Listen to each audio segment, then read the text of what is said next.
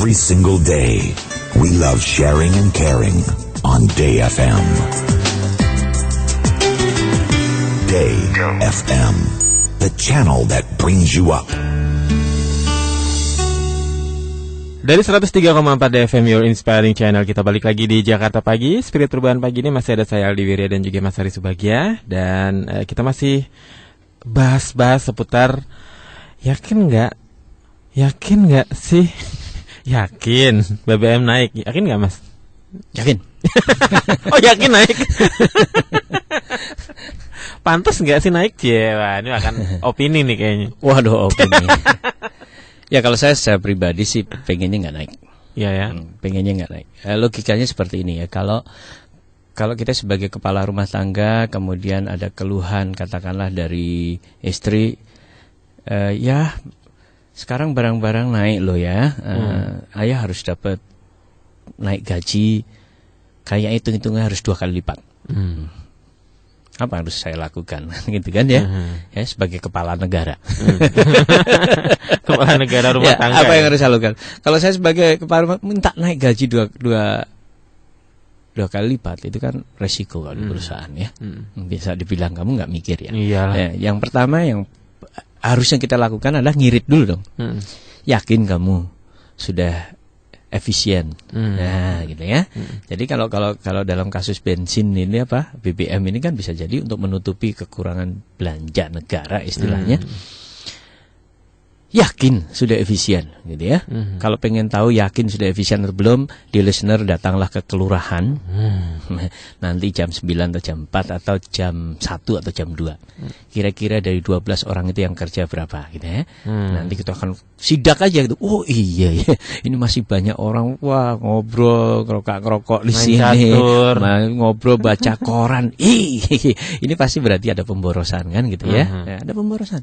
Di berbagai sektor masih banyak pemborosan. Itu baru satu ya. Itu belum temannya Gayus kan gitu ya. Gayus. Nah, kemudian kita sudah melakukan yang efisien nggak? Contoh sederhana gini. Petugas pembersih jalan di jalan tol itu berapa orang? Kenapa butuh banyak? Karena perilaku kita masih sering buang botol aqua ke jalan. Nah, jadi dengan membuang botol aqua ke jalan itu pemborosan juga sebenarnya kan gitu ya. Jadi di listener kalau buang tisu aqua ya di mobil dulu, nanti ketemu tempat sampah baru dibuang ke tempat sampah. Itu sebenarnya sudah membantu penurunan harga BBM. Jadi artinya gini, kan sering kita katakan orang bodoh menemukan jalan buntu. Orang biasa menemukan jalan keluar. Orang kreatif menemukan banyak jalan keluar. Nah, bodoh sih enggak jalan buntu, tapi menemukan jalan keluar orang biasa, yaitu selalu setiap ada masalah naikin BBM kan gitu. Kalau kreatif berarti masih ada banyak hal gitu ya. Jadi kurang kreatif. Bisa jadi. Ini bukan kritik atau apa, tapi ya itu coba perenungan saja bahwa sebenarnya pasti banyak cara gitu kan. Masih banyak cara, ada banyak cara. Walaupun mungkin salah satunya naik BBM bisa aja nggak sebesar yang sekarang. Misalnya kan seperti itu.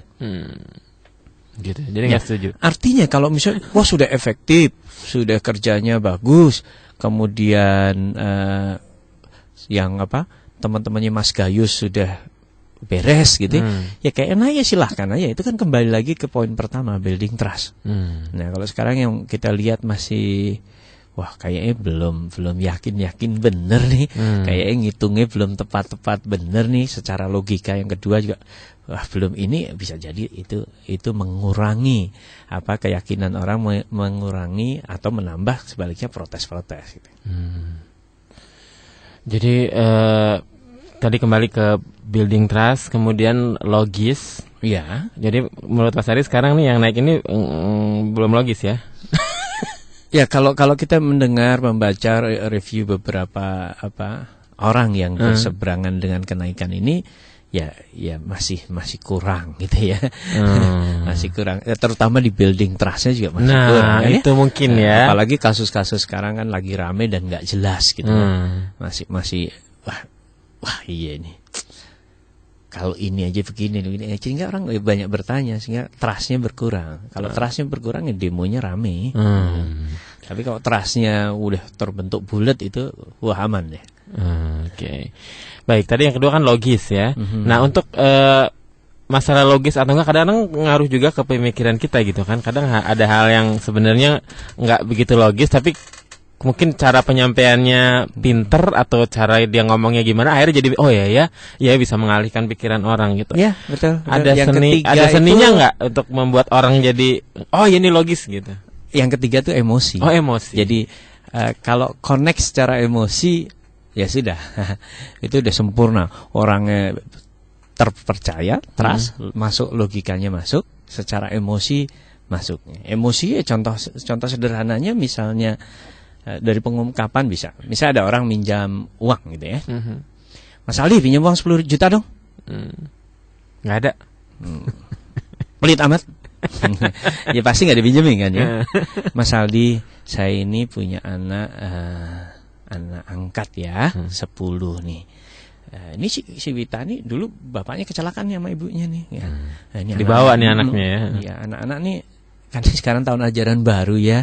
Kadang-kadang udah harus di awal-awal udah kita ini kayak butuh gitu. Saya sudah ada sih Mas 90 juta, ini kurang 10 juta.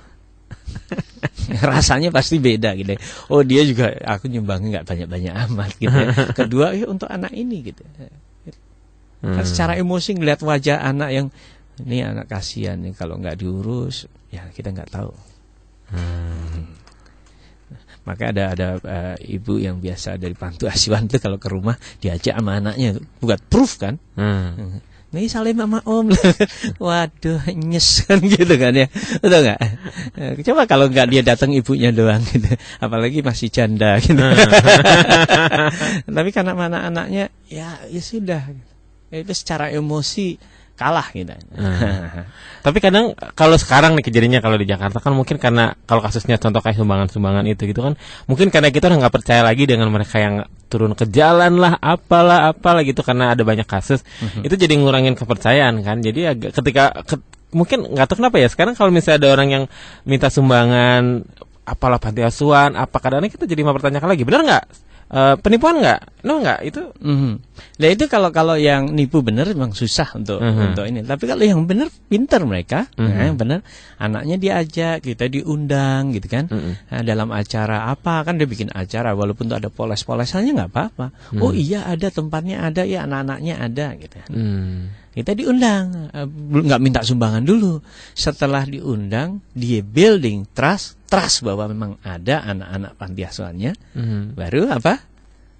Baru transaksi gitu ya, tiap bulan mau berapa kan gitu. Oh iya ya, ada ini ya keyakinan. Jadi cara minta sumbangan yang benar ada tekniknya gitu. Walaupun ada sistem getak ya, kalau misalnya transaksi online gitu ya. Kalau dia nipu tuh ada ciri-cirinya kan. Kalau dia kasih bukti pengiriman, di fotokopi, di foto, di upload, ini orang udah belum sudah menjagai sampai orang nggak percaya. Ternyata memang banyak kebohongan di situ kan. Misalnya, sekarang banyak nih akun Anda akan dinonaktifkan. Nah, misalnya kalau dia Bank Mandiri ada logo Bank Mandiri, BNI ada Bank Mandiri, padahal itu penipuan. Nah, gitu ya. Di bawahnya kalau orang yang tahu komputer IT linknya dicek. Kadang-kadang mereka juga bikin hosting domain name-nya mirip gitu ya. Nah, tapi itu begitu kita masukkan passwordnya, kita kecuri itu. Tapi kalau kita tahu, dia sebenarnya sudah proteksi beberapa ini ya dengan logo yang seakan-akan bangun trust. Tapi secara logika, nggak mungkin dong bank besar pakai linknya pakai blogspot. Nah, ini langsung nggak logis sehingga dia tidak bisa meyakinkan saya, gitu ya. Wah, kemudian saya pernah juga ditipu, akan dapat sekian juta pound sterling, gitu kan. Nah, begitu dapat dari Abdul Heve, kemudian dapat lagi email lagi dari Carolina Heve. Loh, ini kok sering terjadi. Begitu ada orang mau ngasih sekian, oh ini penipuan. Gitu kan. Dia kan nggak masuk logika. Lebihnya maksudnya kalau kita sebenarnya kalau kita juga orangnya percaya kepada kebenaran agak sulit tertipu. Mungkin kalau emosinya kita lebih kuat bisa jadi tertipu ya, karena begitu kau dapat 75 juta, ya asik 75 juta, udah nggak logisnya nggak ngomong pikir lagi. Kepercayaannya juga ya gitu ya. Betul. Makanya jual alat olahraga itu bukan alat olahraga yang dijual kan. Anda tampak cantik, Anda tampak seksi kan secara emosional ya. Wow, pelembab, pembersih, pemutih, Anda tampak putih cemerlang ya. Bukan putihnya, tapi Anda dikagumi oleh banyak laki-laki. Itu lebih menjual. Anda pakai jam yang mahal, apa pakai jam yang mahal? Misalnya gitu. Kan secara emosi aja. Anda di ini. Tapi ketika nanti value-value sosialnya beda, ya akan beda lagi gitu ya. Oke. Baik, di listener, kita masih tunggu SMS Anda di 0815 1034 1034 atau juga telepon di 791904103. Mungkin Anda mau bertanya atau mau sharing tentang topik kita pagi ini. Kita akan kembali setelah satu ini.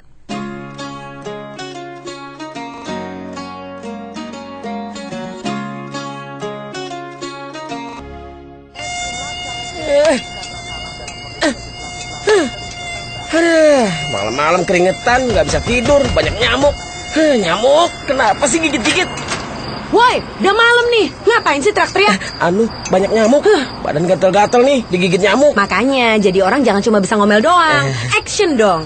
Nih, pakai lavenda yang dahsyat usir nyamuk. Hah? Beneran? Iya, lavenda lotion anti nyamuk dengan formula baru yang mengandung sari bunga lavender, aloe vera, dan moisturizer. Ada vitamin A, C, dan E juga. Selain dahsyat usir nyamuk, lavenda juga harum, lembut, dan tidak lengket di kulit. Terus apa lagi? Pilihannya juga banyak. Ada lavenda pink, bunga lavender, lavenda biru, mint yang bikin dingin, dan lavenda orange wangi jeruk. Pokoknya lavenda deh yang dahsyat usir nyamuk. Nah, kalau gitu usir nyamuk pakai lavenda. Usir nyamuk pakai lavenda. Lavenda emang dahsyat usir nyamuk. Akhirnya kita reunian. Shiren belum datang? Udah, tuh baru masuk.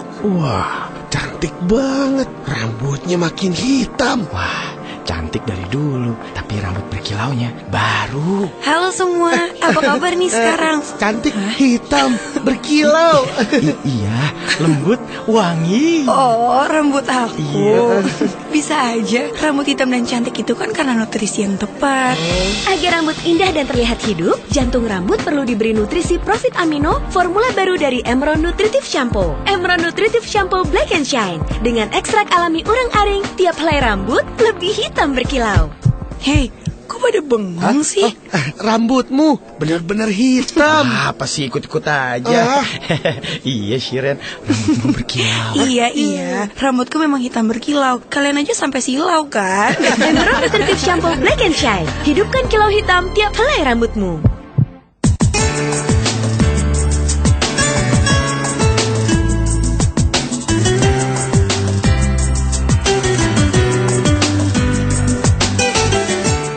Every single day, we love sharing and caring on Day FM. Day FM, the channel that brings you up. Kita balik lagi di Jakarta Pagi dari 103,4 DFM, your inspiring channel. Di Spirit Perubahan pagi ini masih ada saya Aldi dan juga ada Mas Hari. Kita bahas SMS yang sudah masuk ya Mas ya. Siap. Ada Gatot di Serpong, selamat pagi. Pagi. Bagaimana cara membangun trust atau meyakinkan orang sementara komunikasi kita kurang bagus sehingga penyampaiannya kurang meyakinkan? Wow, komunikasi ya. Mantap ya. Bagaimana cara membangun trust? Sebenarnya poin tadi kalau sementara komunikasi kita kurang bagus berarti yang pertama mesti belajar berkomunikasi ya gitu ya. Itu dulu yang penting ya. Karena memang unsur itu menjadi sangat penting. Seringkali orang malas berkomunikasi. Saya mengamati salah satu kenapa keberhasilan Pak Dahlan Iskan sebagai the best CEO adalah beliau punya waktu, punya kemauan untuk mengkomunikasikan apa yang sudah beliau lakukan. Kita kalau baca buku beliau berarti oh iya, dia mengkomunikasikan nih perjalanan di Sulawesi gitu ya. Kemudian malam-malam melewati tempat yang sepi, ada sapi, kemudian nginepnya juga di baraknya pegawai. Itu apa sih? Itu kan mengkomunikasikan. Jadi sebagai pemimpin, sebagai orang yang melakukan hal-hal yang baik sebenarnya harus mengkomunikasikan supaya berdampak. Bukan berarti ria ya, ria ya. Tapi ini makanya kadang-kadang ada orang melakukan kebaikan boleh nggak dikasih tahu ke orang lain? Boleh. Kenapa? itu sebagai syiar gitu ya, sebagai contoh supaya orang ambil contoh, supaya orang ambil inspirasi gitu ya. Jadi tetap mengkomunikasikan. Jadi belajar mengkomunikasikan apa yang harusnya orang lain percaya kan gitu ya. Itu. Jadi kalau ada perubahan sebenarnya seringkali termasuk perubahan harga itu kan dikomunikasikan. Kalau dalam perubahan sebuah organisasi ada tahapannya itu kira-kira ATKAR gitu ya. Awareness, building awareness dulu, aware supaya orang aware dulu, jauh-jauh hari sudah aware bahwa ada produk namanya A. Kalau dari Mas Gatot misalnya produk ya. Kalau misalnya dari pemerintah akan ada kenaikan jauh-jauh hari gitu kan. Kalau misalnya ada perubahan dari BBM ke BBG, awarenessnya dibangun. Harus gencar itu, semua orang aware ya akan ada perubahan. Sehingga orang nggak kaget. Karena apa? Krisis itu adalah perubahan mendadak yang membuat orang kehilangan keseimbangan. Kalau orang aware, lebih tidak terkejut, lebih tidak kaget kan. Kemudian aware baru dibangun keinginannya, desire-nya, keinginannya dibangun. Kenapa saya mesti berubah gitu ya? Oh ya berubah nggak apa-apa kok. Ini malah lebih baik kok, gitu ya, seperti itu ya. Jadi keinginan berubah. Jadi kalau perlu masyarakat tuh, saya pengen BBM naik. Ya, itu bisa terjadi ya. Wah, saya pengen bersaing dengan dunia luar supaya kita lebih kompetitif, segala macam lah gitu ya. Dibangun itu bagaimanapun harus dikomunikasikan supaya orang muncul keinginannya. Misalnya saya pengen berubah, oh ya mau ganti mesin, iya saya pengen ganti mesin gitu ya. Ada aplikasi baru yang lebih canggih, aku pengen pakai aplikasi baru.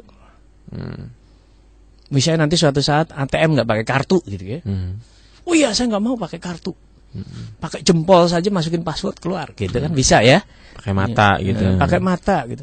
Keinginan itu dibangun dulu. Jadi sebelum ada perubahan yang itu keinginan dibangun. Kemudian knowledge-nya dibangun. Setelah knowledge, ya ability, baru reinforce. Memang itu never ending story. Harus diinforce terus gitu. Oke, jadi Mas Gatot mesti belajar bagaimana mengkomunikasikan dulu ya. Coba diulangi apa? Statement Mas Gatot. Bagaimana cara membangun trust atau meyakinkan orang, sementara komunikasi kita kurang bagus sehingga penyampaiannya kurang meyakinkan. Yes, ya. Saya pikir Mas Gatot sudah menemukan kelemahannya. Jadi ciri-ciri orang yang cerdas itulah menemukan kelemahan, kekurangan dan kesalahannya dengan cepat. Jadi apa yang disampaikan Mas Gatot bahwa karena ada kelemahan di komunikasi itu saja dulu ya. Bisa digarap. Oke. Begitu, terima kasih Mas Gatot. Sekarang dari Mbak Anita, selamat pagi. Pagi. Bagaimana nih tipsnya untuk aplikasi ketika kita interview untuk cari kerja? Ya, pakai 3 ini juga sakti ya. Pakai 3 ini sakti. Building trust.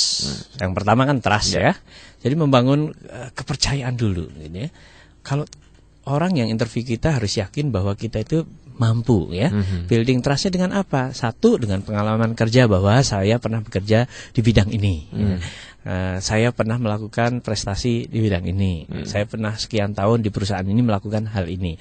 Itu kan membuilding trust ya. CV itu salah satu membangun trust juga kan. Kemudian logikanya ya. Logik kenapa pindah itu kan ada logikanya ya. Masuk akal ditanya ya. Kenapa pindah gitu? Ya saya sebenarnya misalnya pengen ada perubahan gitu ya. Banyak kan orang mencari apa jelek-jeleknya perusahaan sebelumnya.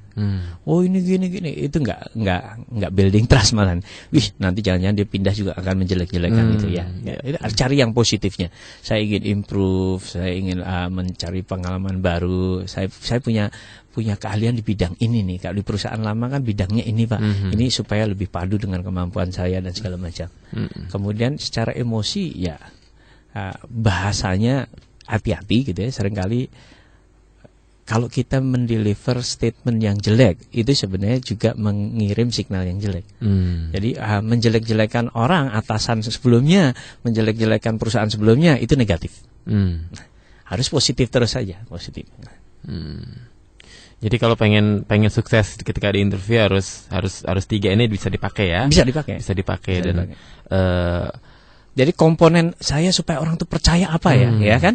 Ya meliputi knowledge, skill, attitude. Knowledge, skill, attitude kan komponen itu kalau oh iya dia punya pengetahuan, dia punya skill untuk melakukan ini dan attitude-nya baik.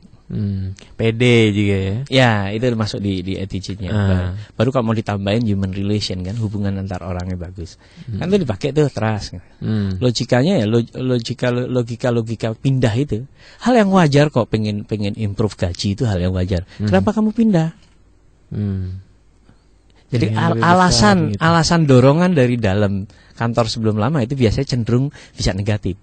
Tapi daya tarik di luar negatif biasanya ya. Oh, saya pengen ini nggak apa-apa. Tapi kalau wah di sana resek Pak ini, itu jadi negatif nih. Sini kayaknya lebih resek. Kamu belum tahu aja kan gitu. Iya kan? Ya seringkali orang pindah-pindah itu juga sawang sinawang saja gitu. Kesannya di rumput tetangga lebih hitam gitu kan. Lebih hijau, hitam aja. Oke. Jadi untuk Anda yang lagi nyari kerja, mungkin lo lagi berangkat interview nih hari ini. Nah, ini mungkin perlu nih tipsnya bisa dipakai. Atau yang mau lamar juga sudah mulai itu ya. Trust supaya orang trust apa ya. Nah, kalau kita berarti kan bikin CV, bikin surat lamaran juga harus mencerminkan 3 hal itu ya. Iya, betul. Komponennya bikin trust. Oh, saya trust nih sama dia nih. Trust dalam arti ya bisa melakukan tugas yang ada di formasi kan. Mungkin kan kadang ada CV-nya dibikin kalau perempuan bisa dibikin wangi atau dibikin apa gitu kan kalau dikirim gitu. Itu salah satu hal yang bisa bikin mempengaruhi nggak? Ya nggak usah lah, kayak surat cinta aja.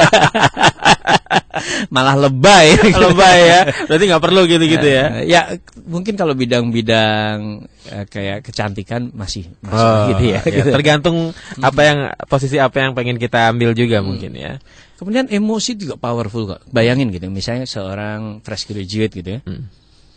Kenapa kamu pengen kerja di sini gitu kan ya? Bapak, saya ini anak pertama dari 5 bersaudara.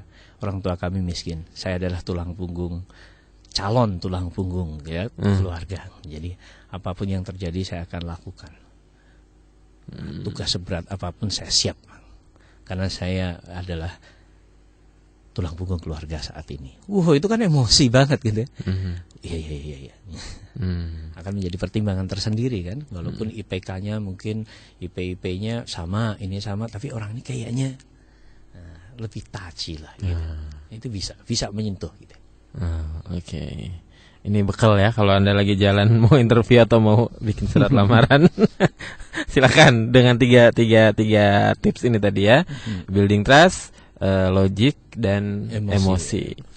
Oke, terima kasih untuk Mbak Anita, mudah-mudahan sukses nih yang mau interview. Amin. Kemudian ada Mas Firman, selamat pagi. Pagi. Kalau meyakinkan produk yang buruk, apa bisa tetap meningkatkan sale? Kalau meyakinkan produk yang buruk, kita udah tahu nih produknya buruk berarti ya. Yang pertama sebenarnya bisa, gitu ya. Bisa aja gitu ya. Dengan meyakinkan yang benar, salesnya lebih tinggi dibanding ketiga. Tapi dengan meyakinkan produk yang buruk, ini sebenarnya dengan kata lain Mas Firman kurang yakin terhadap produknya. Ada kan ya? Nah itu sendiri mendeliver signal lemah. Orang nggak yakin sama produk yang dijual. Gimana mau jualan ya. Walaupun kalau dipaksain ya bisa, hasilnya pasti bisa tetap lebih baik dibanding orang yang tidak menguasai ini untuk meyakinkan orangnya. Tapi mindset pertama, banyak orang berpikir produk yang buruk belum tentu buruk loh. Kadang-kadang dia berpikir buruk karena kompetitor lebih baik. Itu bukan berarti produknya buruk.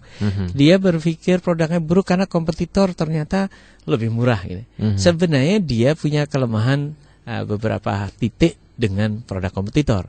Jadi mindset produk yang buruknya bisa berubah kan. Bahwa ini produknya sebenarnya bagus.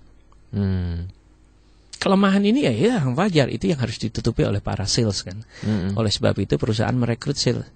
Kalau produknya sudah lebih bagus dari segala aspek dengan kompetitor lain, perusahaan nggak perlu rekrut sales kan, cukup di display saja gitu kan, atau bagian pengiriman. Ini mindsetnya dibetulin dulu mas.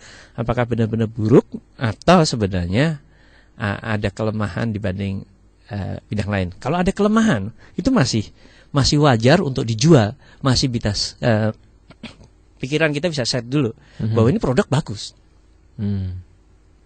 Contoh misalnya dispenser misalnya gitu ya. Dispenser ada yang suhunya bisa sampai 90 derajat, ada yang cuma 80 derajat. Jadi kalau buat bikin kopi kayak nggak asik banget gitu kan. Kemudian ada satu produk baru, inovasi baru, ada hotnya tuh mendidih.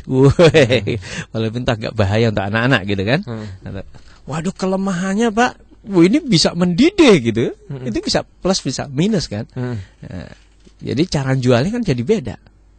Wah, ini khusus untuk perkantoran, ini hot mendidih karena untuk masak yang instan-instan gampang. Tapi di sisi lain dia punya kelemahan. Jadi tinggal mencari match saja cara meyakinkannya bahwa ini kalau mendidih ternyata ada proteksinya gitu ya. Kalau contoh misalnya dispenser itu kalau dulu kan dipencet dari atas gitu kan, itu nggak ada proteksinya tuh. Bisa tangan bisa ini, tapi kalau didorong sama gelasnya lubangnya persis nggak bakal tumpah kemana. Misalnya contoh seperti itu. Jadi Mas Firman cek lagi apakah benar-benar produknya buruk atau kita baru merasa buruk gitu. Nah, karena baik buruk itu relatif juga kan ya, tergantung dari mana kita ngelihatnya. Sehingga poinnya adalah tim penjual itu harus yakin dengan produknya ya. Kalau tidak harus keluar. Gitu kan. Kenapa? Ya karena akan merugikan perusahaan. Iya. Orang nggak yakin kan, harus yakin. Jadi proses di awal mindsetnya adalah semua anggota tim itu harus sangat pede, sangat confident dengan produknya. Baru dia bisa melakukan penjualan dengan bagus. Kalau belum itu mesti dirapin. Kalau orang nggak yakin, keluhannya selalu kalau kalah, ini sebenarnya bukan salesman, bisa jadi virus gitu. Jadi virus. Itu sering terjadi di dunia multi level gitu. Kalau dia sukses, dia bagus. Dia nggak sukses, dia jadi virus. Gitu ya. Dia akan mengendorin orang lain. Sama gitu ya. Sales juga sama. Kalau dia sukses, dia yakin. Nggak sukses, pasti dia akan jadi virus kan dengan orang lain. Teman-temannya dikendor-kendorin. Ya. Menurut survei yang saya temukan adalah salesman yang paling lemah, paling jelek ya, paling rendah salesnya, alasannya paling indah. Nah, artinya apa ya? Itu mindsetnya harus dibetulin. Gitu. Kenapa dia alasannya begitu indahnya gitu? Sebenarnya karena dia approve terhadap prestasinya. Oke. Baik Mas Firman, mudah-mudahan yakin dulu lah dengan produk yang akan dijual. Kalaupun ternyata udah dipelajari dan nggak yakin, mendingan jangan jual harus produk itu. Ya, ya. Karena kita tidak efektif. Oke, baik. Dan Mas Sari, terima kasih pagi ini. Sudah jam 7:30. Baik. Mudah-mudahan ini jadi tips yang sangat bagus untuk kita untuk meyakinkan orang tadi mungkin mau ngelamar kerja atau mau jualan atau mau meyakinkan calon mertua atau apalah gitu ya. Pakai 3 hal tadi, ada building trust, ada logic dan juga emosinya ya. Mertua sekali. Kan bisa dong yakinin ya. Kalau mertua tambah 1 tip. Apa lagi? Langsung pesen gedung, langsung bikin undangan gitu ya. Langsung semua gitu. Kalau semua sudah siap. Mertua suka nggak tega gitu, daripada uang angus ya udah aku setuju deh. Oke. Baik, Mas Ari terima kasih, sukses terus. Oke, thank you. Kita ketemu lagi minggu depan di Spirit Urban sampai di Rabu. Selamat